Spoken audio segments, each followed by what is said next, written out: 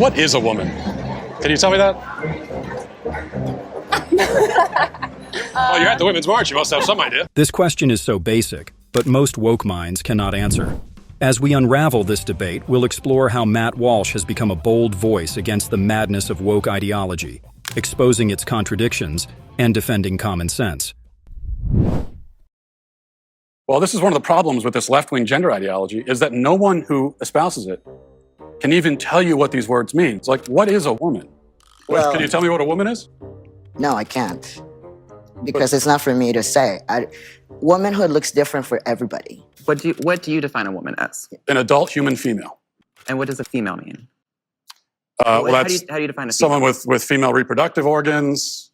Okay. Someone who's, here's the thing, when you're female, it goes right down to your bones, your DNA. So that's why if someone dies, we could dig up their bones 100 years from now. We have no idea what they believed in their head, but we can tell what sex they were because it's ingrained in every fiber of their being. Interesting. So I'm trying to understand. Your definition is that a woman is someone who is female, you said, right? Correct. Is a biological female. So what happens if we have maybe someone who is female, identifies as a woman, right? Cisgender woman, right? As you just explained, maybe doesn't have the ability to reproduce. Maybe doesn't have those organs that you're talking about that are reproductive organs. I have answered the question. You stood up here and said trans women are women. Yes. Tell me what you mean. What is a woman? Womanhood is something that, just as Ethan explained, I cannot define because I am not myself. You used the word. So what did you mean when you said trans women are women if you don't know what it means? Right. So here's the thing. So I do not define what a woman is because I do not identify as a woman. Womanhood is something that is an umbrella term. It includes people that describes what? People who identify as a woman. Identify as what? As a woman. What is that? Via this ridiculous debate, Matt Walsh pointed out how insane these people are. They are making fun of themselves. These two men who claim to be non-binary avoid answering a Biology 101 question that every toddle can easily answer. Matt Walsh is right. Those who are infected with woke mind virus and with gender ideology cannot publicly tell what these words mean. Even inside their minds, they know clearly the definition. In another debate, when a woke transgender woman asked him again the definition of a woman, he destroyed his wokeness with his common sense answers, teaching him a basic biology lesson that all transgenders refuse to accept. People, how doesn't a transgender woman fit that definition? Female. Because they're not female. They have. You said that you are a biological male, correct? I said I'm transgender. I might be intersex for all we know. About almost as many people in the world are transgender as intersex, and a lot of people don't know. Well, but that's a different conversation. Intersex, that's a genetic anomaly, that's a medical condition. So that's a completely different conversation. That's also not a third gender. That's a genetic anomaly that occurs within the sex binary of male and female.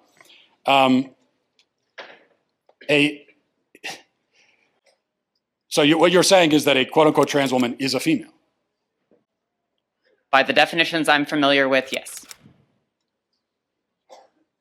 So how would you define female?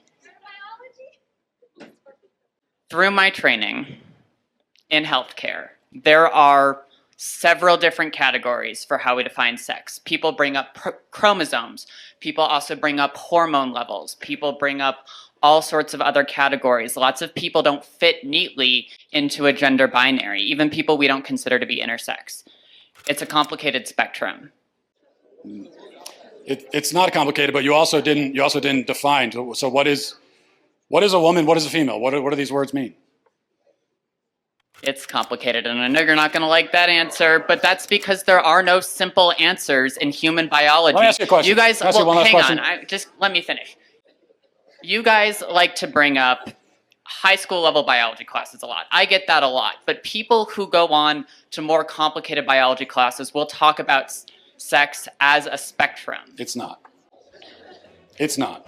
Well, biological researchers would disagree with you. Well, then they're full of shit, the ones that would say that.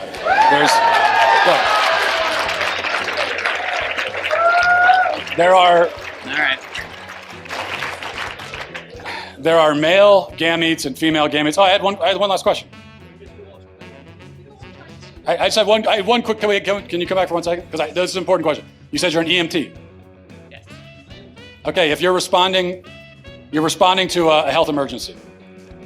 Biological male, somebody with a penis is having a medical emergency.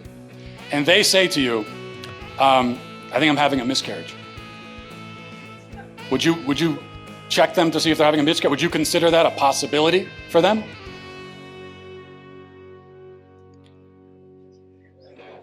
Look. No, but that's because some people don't have body parts. Doesn't mean they're not a woman. Okay. Sounds like we've established there are some people who, in principle, can get pregnant, and there are some people who can't. So there's two categories, otherwise known as binary. Lots of women can't get pregnant either. Yeah, but they're still of the nature to get pregnant. The only reason they can't get pregnant. Yes, but truth matters, right? It does. That's what I'm trying to explain to you. Truth matters, and they can't get pregnant. That's the truth. So how are they still women?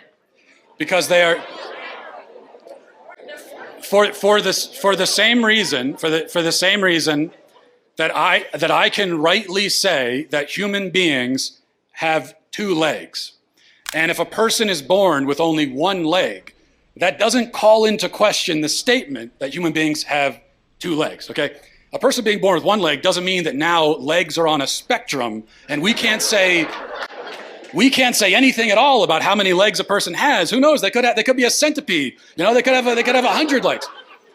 No, we know human beings have two legs. If a human is born without two legs, something went wrong. They were supposed to have that second leg. Something went wrong. If you meet a person on the street who only has one leg, maybe they had an accident. Maybe they were in war. Maybe something, you know, maybe they were in a car accident. Maybe they had cancer. A leg was cut off. But you know that something went wrong because by their nature, they're supposed to have two legs. Same thing for a woman. A woman by her nature can get pregnant. A man by his nature never can. So if you meet a woman of childbearing age, say she's 28 years old, and she can't get pregnant, you know automatically that something has gone wrong. And she can go to the doctor and find out what that thing is, even if they can't fix it. So that proves that women by their nature can get pregnant because the simple fact that she can't shows you that there is something wrong. This is what is known as the exception that proves the rule. Whereas if a male with a penis can't get pregnant, no doctor on earth is going to run tests to see what's wrong with him. Because they already know it's that he's a male, and there's only male and female, those who can get pregnant and those who can't. So, that's it. Perhaps because of these debates we just watched, which I think we should not be worth debating at all, has inspired Matt to produce a documentary called What is a Woman? To expose the extreme views of some woke individuals. Frankly, the fact that this question has been brought up reflects how mentally sick certain individuals have become. The documentary challenges the progressive narrative around gender identity. He criticizes gender-affirming care, especially for minors, and views the current movement toward acceptance of diverse gender identities as harmful and misleading. In this documentary, he pushes back against gender fluidity and what he sees as the erasure of biological distinctions between men and women. He not only takes on gender identity, but other woke agendas that have infiltrated many parts of our society. In this video, Walsh criticized a TV show that is not satire. It is a real TV drama show from NBC. This just gives you a glimpse into just how woke things have gotten. It's real bad over in network television land. It's even worse than you think. So if you haven't seen this clip yet, I'm going to play it for you. And keep in mind that this is 100% real. It is 100% not supposed to be a joke. Okay, this New Amsterdam, it's the first I've heard of this show, but it's not a satire. It's a drama. And so you're supposed to take this seriously as a dramatic moment. Watch this. Make yourself comfortable. There's a couch over there. Hey, is he okay? Yeah, he's okay. I had Cephas answer some questions from a Harvard test known as unrest. It is designed to measure someone's level of social resistance. Social resistance. When people like us oppose the values and policies of the dominant culture. That's right. And what does that have to do Your son, he feels threatened on a daily basis. Like everything he's earned can just be taken away. He's disenfranchised. But because his life is seemingly free from all this, because he can't name it, he's internalizing it. Name what? Racism. I think your son's tumor was caused by racism.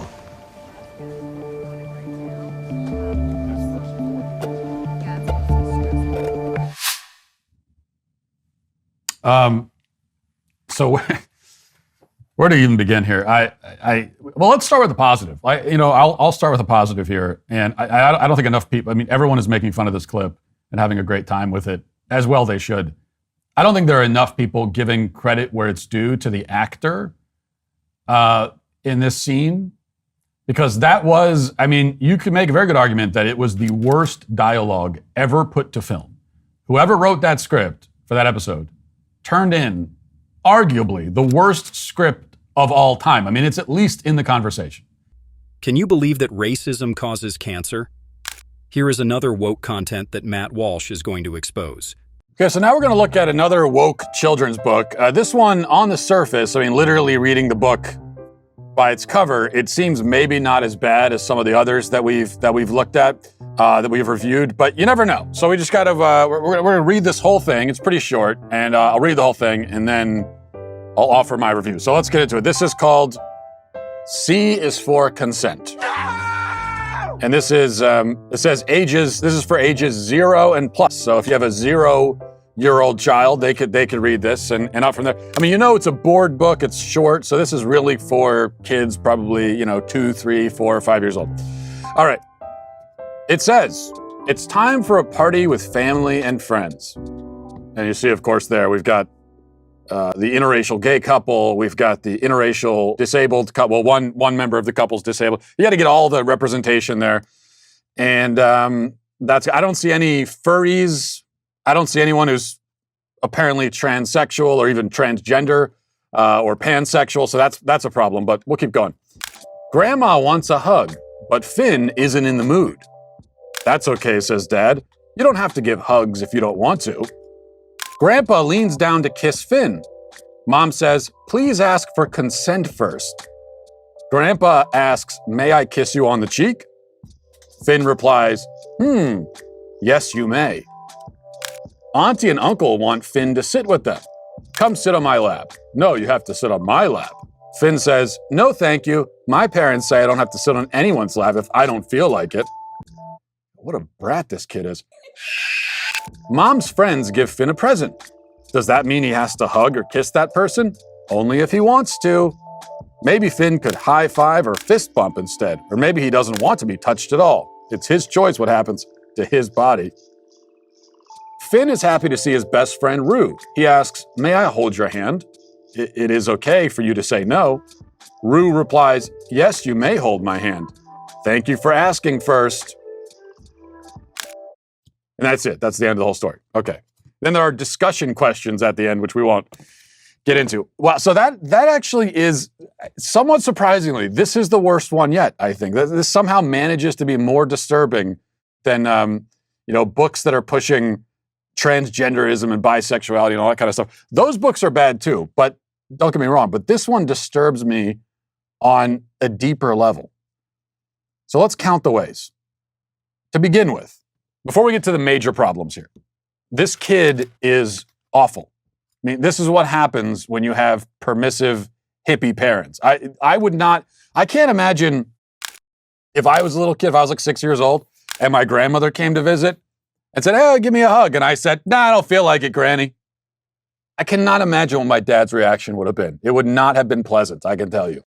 My reaction with my own kids wouldn't be pleasant in that situation. Yes, I tell them. I guess let me tell you something. I violate my kids' consent all the time in the sense that I force them to do things they don't want to do. Sit down and study! That's much of the day, in fact, involves them doing things that it's not their idea to do those things. They don't really want to do those things. Clean their room. Let's start with that. Like, I don't get their consent for that. What is that, forced labor? Is that slavery? My kids know that when a family member comes over to visit, you go and give them a hug. It's not an option. It's not a choice. You are required to do that.